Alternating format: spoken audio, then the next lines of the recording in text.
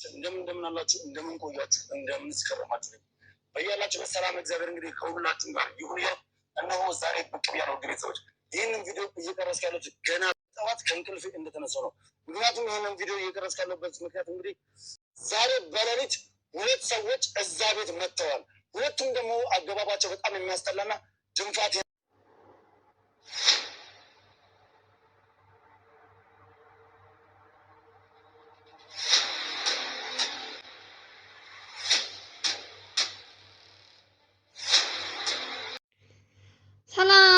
ሰላም ጤና ይስጥልኝ። ውድና የተከበራችሁ ውድ የሆናችሁ እኔ ቤተሰቦች እንዴት ናችሁ? ሰላም ናችሁ? ሰላማችሁ በያላችሁበት ዓለም ዳርቻ ሰላም ፍቅር እየተመኘሁላችሁ ዛሬ የደስታ ቪዲዮ ነው እየላችሁ የመጣሁት ስለ ልዑል አባት። ስንት ቀን ሙሉ ትናንት ዕለት የተለቀቀውን ቪዲዮ እርግጠኛ ነኝ አይታችኋል ቤት ተስፋ አደርጋለሁ። ዛሬ ከዛ የቀጠለ ልጁ እንግዲህ ስለ ትናንት የተያዘው ልጅም በጣም ሲፈለግ የነበረ ልጅ ነው ታውቃላችሁ። እንግዲህ ልዑል አባቱን ለማግኘት በጣም ዋጋ እየከፈለ በጣም ብዙ ነገሮች እየደረሱበት እንደሆን ታውቃላችሁ። የዛሬው ደግሞ እጅግ በጣም ደስ የሚል ነገር ነው የተገኘው። ምግብ የምታበስለዋ ሴት ናት እንግዲህ ሁልጊዜም ልዑል ጋር ታውቃላችሁ እንዴ አንዳንዴ እንደ መላእክት እንትን ይልለታል እንዴ ጎበዝ። ሰውየው መልካም ልበቀን ስለሆነ ይሆን አላውቅም። የዛሬ 15 ቀን በዛውም ተሸውዷል፣ አይታችሁታል። ግን ደግሞ ሹፌር የተባለው የአባቱን ፎቶ አምጥቶ ትክክለኛውን ማንነቱን እንዲያውቅ ያለበትን ቦታ እንዲያውቅ አድርጎት ነበር። በመሃል ግን ለልዑል ችግር ፈጥረውበት ነበር ትንሽ። እሱም በሰዓቱ ተሎ ብሎን አውቆባቸው ነገሩን አክሽፎታል። ግን ደግሞ አባቱ ያለበትን አውቆ ነበር። ከዛች ቀን ጀምሮ ሰዎቹ ልዑል ቤቱን ስላየው ቤት ቀይረው ነበረ። ኦሬዲ ልጁ ከነ ልዑል ጋር ነበረ። ልጁም እንዳጋጣሚ ሆኖ ከጠፋ በኋላ ያ ሹፌሩ እንግዲህ እዛ ቤት ውስጥ ሂደው ልዑል ሚኪ ስለ አባቱ ብዙ ነገር ከምግብ የምትሰራው እስከ ጠባቂ ቤት ግቢ የሚጠብቀው ጋር በጣም ብዙ ነገሮች እንትን ብለው ነበረ። እንግዲህ ምግብ የምታበስለዋ ስለ አባቱ በጣም ብዙ ነገር የምታውቀው ነገር አለ። እንግዲህ እዛ ቤት መስራት ከጀመርኩ አለች ስንት አመቴ ነው አለች። በጣም ቆይቻለሁ አለች እና በዚህ ስራ ላይ እንኳንም መስራት አልፈለኩም። ግን ደግሞ ከዚህ ጀርባም እያስፈራሩኝ ስለነበረ ሰው አታወራ፣ ስልክ አታወራ፣ ብዙ ነገሮች ተከልክላ ነው እዛ ቤት ውስጥ ምግብ ብቻ የአባቱን ምግብ የምታበስለው እና የግቢውን የሚጠብቁት ልጆች ለነሱ ነው ምግብ እያበሰ የምትሰጠው። እንግዲህ ቤት ቀይረዋል። አንዳንዴ እኔ አላቅም የእውነት ልዑል መልካም ሰው ነው የምላችሁ ለዚህ ነው። ቤት ከተቀየረለት በኋላ ያኛው ልጅ ከከዳቸው በኋላ እሷም ኦሬዲ ወስዶ 2-3 ቀን ቆይቻለሁ አለች። ቤት ከቀየሩበት ቤት ያው እነሱ መተው ስላሉ በቃ ልዑል ለኛ አሳልፋ ትሰጠናለች ወይ እንደዚህ ታደርገናለች ብለው አለ ከስራ አስወጡኛለች። ከስራ ሲያስወጧት እሷም ሲጀመር ስራውን አልፈልገውም ብላለች። ኦሬዲ ከስራ ካስወጧት በኋላ ቀጥታ ልዑልን አፈላልጋ ልዑል መስሪያ ቤት ድረስ ነበር እየመጣችሁ ይቺ ልጅ የማን የአባቱ ምግብ የምታዘጋጀው ልጅ ማለት ነው። ችግር ውስጥ እንዳልገባ ብላ እንግዲህ ልዑልን አስጠንቅቃ በቪዲዮ መቀረጽ አልፈልግም፣ ማንነቴ እንዲታይ አልፈልግም ብላ እንግዲህ ሁሉንም ነገር አባቱ ያለበትን ቦታ አሁኑኑ ሳይቀይሩት ዛሬ አዲስ ቤት ነው የገባው ብላ ቀጥ አድርጋ ልዑልን ኤርሚያስ አልኩኝ ሚኪ፣ ሌላዎችም ስማቸው ስለማይያዘኝ ነው። ተሰብስበው በአንድ መኪና ወደ ልጅቷ ያለችው ቦታ ሄዱ። ከሄዱ በኋላ እንግዲህ ቤት ውስጥ ወይኔ አስቴር ቤት ውስጥ እንግዲህ አባቱ የተኛበት ክፍል 3 4 ነው እንግዲህ እዛ የእንትኖች ሁሉ የሚኖርበት ቤት ነበረ። ልጆቹ የሚተኙበት እያንዳንዱ ክፍል ሲታይ የመጨረሻ እንትን ላይ በቃ አሁን ወይ የሆነ ቦታ ወስዶታል ወይ ሐኪም ቤት ወስደውት ከሆነ ብሎ ልውል እንትኑ ክላሱ ሁሉ ሲፈትሽ አባቱ እዛው ተኝቶ እንግዲህ ተመልከቱ። እንግዲህ ከላይ ከላይ ሲመጣለት ከዛ አባቴ ያገኘው ብሎ ልዑላችንን አቅፎ ተለቃቅሰው አልቅሰው ወደ ቤታቸው ልዑል ይዘውት ምጥት ያንሽ ሰውዬ። የሚገርማችሁ ነገር ሰውየው ብቻ ነው እዛ ግቢ የተገኘው። ሌላ ሰው አንድ ሰው የለም፣ አንድ ሰው የለም ከጠባቂው ጀምሮ። እኔ አላቅም የእነሱ እቅድ ይሆን ምን ይሆን? ልዑል እንደሚመጣ ኦልሬዲ ልጅቷን አውቀው ይሆን ለቀዋት? ያው ሂዳ ለልዑል ከተናገረች ብለው ራሳቸው ያዘጋጁት ይሁን ምንም አውቀው ነገር የለም። እንግዲህ ልዑል አላቅም በድንጋጤ አባቴ ብሎ አልቅሶ ተላቅሰው ምን ብለው ተቃቅፈው ምናምን ወዲያውኑ በመኪናቸው ይዘውት ወደ ራሳቸው ቤት ይዘውት መጡ። ይዘውት ከመጡ በኋላ ልዑል ትንሽ ከቤት ካመጣው በኋላ እንግዲህ አባቱን የሚያውቀው በፎቶ ነው። ታውቃላችሁ እናቱ ጋር እስከምትመጣ ድረስ እንክብካቤ የሆነ ሕክምና እንትን ካለው ተጎዳ ሆይ ምናምን እያለ እንግዲህ ልዑል አባቱ መስሎት እኮ ነው። መጨረሻውም ዝም ብላችሁ ስሙ ምን እንደሆነ ልዑል እንዴት እንደተሸወደ ማለት ነው። በእርግጥ አንዴ የዛሬ 15 ቀን ፎቶ ተሰጥቶት ነበር፣ የአቶ ወርቁ ፎቶ ካስታወሳችሁ።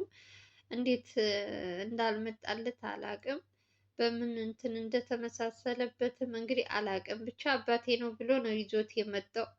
ከዛ መቅደስ ከዛው እነ ልዑል ጋር አይደለች አንድ ግቢ ናቸው። እሷ መጣች፣ የልዑል እናት መጣች። ከዛ እሱ አባቴ ነው እያለ እንክብካቤ፣ በእርግጥ እንክብካቤ ማድረግ ጥሩ ነው፣ ግን ደግሞ የልዑል እናት ስትነግረው መቅደስም ስትነግረው ልዑል ክው ነው ያለው። በቃ በዛው በድንጋጤ እንደ እንትን ነው ቁሞ የቀረው ሲያለቅስ። እውነት ቪዲዮን አሳያችኋለሁ። አባቴ ብሎ እንደዛ ስቅስቅ ብሎ እዛ ቤት ውስጥ ክላሱ ልክ ሲከፈት ሲያገኘው አባቴ ብሎ ሲያለቅስለት ነበረ። ቤት ውስጥ ደግሞ የራሱ ቤት ይዞ መጥቶ ደግሞ እናቱን መቅደስን እንትን ሲል ይሄ እኮ አባት አይደለም ሲባል ምን ያክል ቅስም እንደሚሰብር አስቡ። እንግዲህ የእነሱ ወጥመድ ይሁን ከልጅቷ ጋር ይሁን ምንም የምታወቅ ነገር የለም። እናንተ ራሱ ስታስቡት አንድ ግቢ ውስጥ አንድ ሰው ብቻ አንድ ክፍል ውስጥ አስቀምጠው ማንም ሰው ወፍ ራሱ የለም ማለት ጭል ያለ ነው አለ። በቃ ልጅቷ ያሳየችን እንትኑ ጋር ሆና ነው አለ። እሷ ወደውኑ ነው አለች፣ ከመኪና አልወረደችም እንዳትታይ ምናምን ብለን። እነሱ ደግሞ ፍስፍስ ብለው ተሎ ብለው መስበሩም አልተዘጋም አለ። እኔ ታዲያ አሁን ይሄ ነገር ወጥመድ አይመስላችሁም? አንደኛ ጠባቂ የለም፣ ሁለተኛ በሩን በትንሹ ነው የዘጉት። ሁሉም በሮች ዝም ብለው ነው አለ። በቃ እየከፈቱ በሚፈትሹበት ሰዓት የተገኘው እንግዲህ በእድሜያቸው እንደዚህ ከፍ ያሉ አባቶች የልዑል አባት ብለው ነው እንግዲህ ይዞት የመጣው። ቤት ከመጣ በኋላ ነው እንግዲህ እናቱም ስታየው መቅደስም ስታየው ተሸውደሃል፣ አባት አይደለም። ግን ማትረፍክ ጥሩ ነው፣ ይሄን አባትም አግተውት ሊሆን ይችላል ብለው እንግዲህ ለሰውየው እገዛ እያደረጉለት እየተንከባከቡ። በእርግጥ ሰውየው ከተናገረ እዛ ሆኖ እያለ እያለቀሰ እያስመሰለ ነበረ ሽማግሌው ሰውዬ። ልክ ቤት ከመጣ በኋላ ደግሞ አባትህ እንዳልሆንኩ አውቃለሁ፣ ግን ደግሞ እዛ መውጣት ስለፈለኩኝ አባቴ ነው ስትለኝ ልጄ ብዬ ያለቀስኩት እኔ እዛ ክፍል ውስጥ መውጣት ፈልጌ ነው። ከየት ምን እንዳረጉኝ አላቅም። አምጥተው 3 ቀን ሙሉ እዛ ክፍል ውስጥ ነበርኩኝ። ምንም የማውቀው ነገር የለም። ከየት እነማን ናቸው ብትሉኝ አላቃቸውም ሰዎቹ ማንነታቸው ብሎ አባታችን ማለት ነው 3 ቀን ሙሉ እዛ ክላስ ውስጥ ነበር ማለት ነው። እንግዲህ ይሄ ነገር እናንተ ራሱ ስታስቡት ሆን ብለው ለልዑል ወጥመድ አስቀምጠውለት ነው። ልዑል አባትህ ነው ብለው በሌላ ሰው ሲያታልሉት ማለት ነው። እንደ ሕፃን ልጅ አስባችሁታል? የራሱን አባት ሌላ ቦታ አስቀምጠው ሌላ ሰውዬ ሽማግሌ አምጥተው ቁጭ አድርገው አባቴ ነው ብሎ ያን ሁሉ ሲያለቅስ ያን ሁሉ እንትን ሲል ቤት ከመጣ በኋላ እናቱ ባትኖር ከነገራችን ላይ ልዑል አባቴ ብሎ ተቀብሏል። ምን ማለት ይሄ ሰውየው ትንሽ ከቆየ በኋላ ራሱ ማንነቱን መናገር ከፈለገ እንጂ ልዑል ኦልሬዲ አምኗል። እንዲህ እኔ ቆይ አሁን እንዲሁ የፈለገው በህፃንነታችሁ ብታዩ የአባታችሁን ፎቶ ይጠፋል ማለት ነው? እኔ እስኪ ንገሩኝ፣ የእውነት እስኪ በኮሜንት ንገሩኝ። እኔ አላቅም። ረጅም ዓመት እንደው በህፃንነታችሁ ናችሁ አይታችሁት አባታችሁን ካረጀ በኋላ ይጠፋባችኋል መልኩ። እንዴት ነው ልዑል የተሸወደው? ያልገባኝ ነገር አስባችሁታል? ይሄ ልጅ ትንሽ ትንሽ ነው የሚያውቀው፣ ብዙም በደንብ አያውቀውም። አባቴ ብሎ ይዞት መጥቶ እንደዚያ ሲሆንለት የነበረው ሰው አባትህ አይደለም ሌላ ሰው ነው ሲባል ምን እንደሚሰማው እንግዲህ እናንተ ራሱ በጣም ከባድ ነው። ምን እንደምላችሁ አላውቅም። የእውነት እንዴት እንደሆነ ቅስሙን ነው ስብር ያደረጉት በሰከንድ ማለት ነው። ከዚህ በፊት ካስታወሳችሁ እንደዚህ አጋጣሚ ሐኪም ቤት ውስጥ እንደዚህ ሰው አስቀምጠው አባትህ ነው ብለው ሊሸውዱት ሞክረው ነበር። እናቱ አይታ አይደለም የዛሬ ስንት ቀን አዲስ አበባ ከገጠር እንደመጣ አካባቢ ማለት ነው። ገና በዛም ሰዓት አባቴ ብሎ የማያውቀውን ሰው አቅፎ ሲያለቅስ ነበር። አሁን ለሁለተኛ ጊዜ ነው፣ ዝም ብላችሁ እዩ። ለሁለተኛ ጊዜ ነው አባቴ ብሎ የተሸወደው ልዑል። እንዴት እንደሚጠፋበት እንዴት እንደሚመሳሰልበት አላቅም። በእርግጥ ይሄንም አባት ማትረፉ ጥሩ ነገር ነው። ግን ደግሞ ትክክለኛ አባቱ የት እንደወሰዱት ልጅቷ ከዛ ቤት ይዘዋት ነው የመጡት። እሷው የጠቆመቻቸው ልጅ እዛው ነው አለች። እዛው እኔ አንድ ቀን ብቻ ነው ያሳደሩኝ አለች። ቤት ከቀየሩ በኋላ እንድወጣ ልብሴን እንዳስተካክል ምናምን ነገሩኝ። ልብሴን እንትን አልኩኝ። በቃ የራሳቸው መኪና መጣ።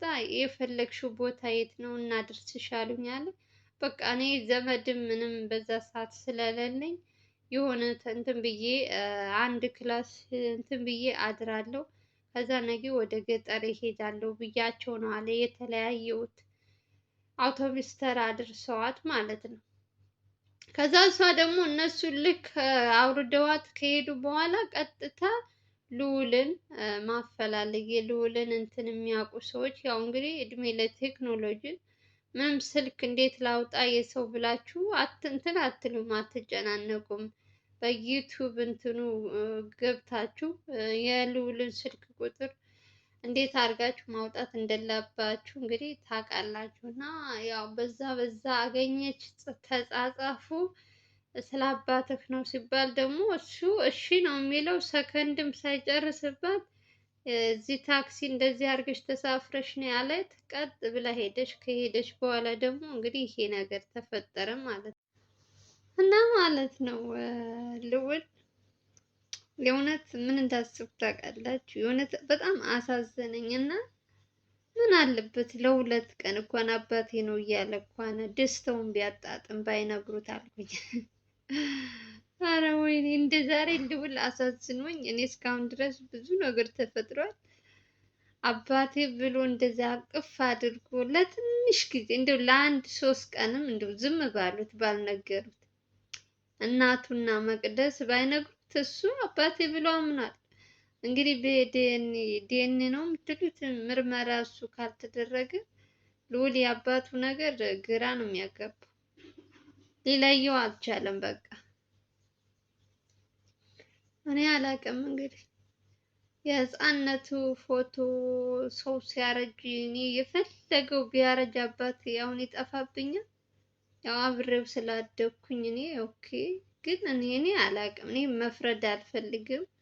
ልዑል ነው ያሳዘነኝ ከምንም በላይ ገና ደስታውን አባቴን አገኘው ብሎ እልል ብሎ ወስዶ ቤቱ ምን ያስፈልጋል ብሎ እንትን እያለለት እየተንከባከበ እያለ አባቴ ተገኘ ብሎ እንትኖቹ ሰብስቦ እናቱ መጣች መቅደስ ምንትን ካሉ በኋላ ነገሩን አበላሹት።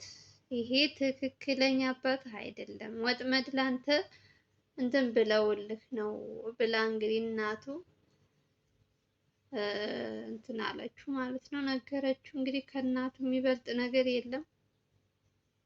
መቅደስ ናት ብትል ለማስመለጥ ፈልጋ ነው፣ እሷ ውሸቷን ነው ትላላችሁ። ግን ይቺ የገዛ እናቱ እስከሆነች ድረስ እናቱን ደግሞ ማመን ግድ ነው። እኛም አናውቀውም፣ እናንተም አታውቁም፣ እሱም አያውቅም።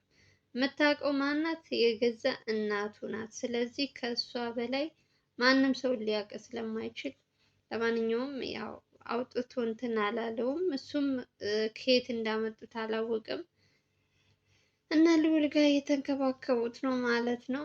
ለማንኛውም ጋይስ ልዑል በጣም ነው ያሳዘነኝ። አባቴ ብሎ በዚህ ልክ እንትን ሲል የነበረ ወንድማችን በሰከንድ ልዩነት እንግዲህ ደስታውን እንትን ሳይል አባት አይደለም ሲባል ምን ያክል እንደሚሰማው እንግዲህ ለእናንተ ትቼዋለሁ። ለማንኛውም ጋር ዛሬ የሰማሁት እንግዲህ ይሄ ነው። እኔ ራሱ ደስ ብሎኝ ነበረ ስንት ስል፣ ግን ደግሞ ነገሩ እንዳሰብነው አይደለም። ለማንኛውም በሌላ ቪዲዮ እንገናኛለን። ምንድነው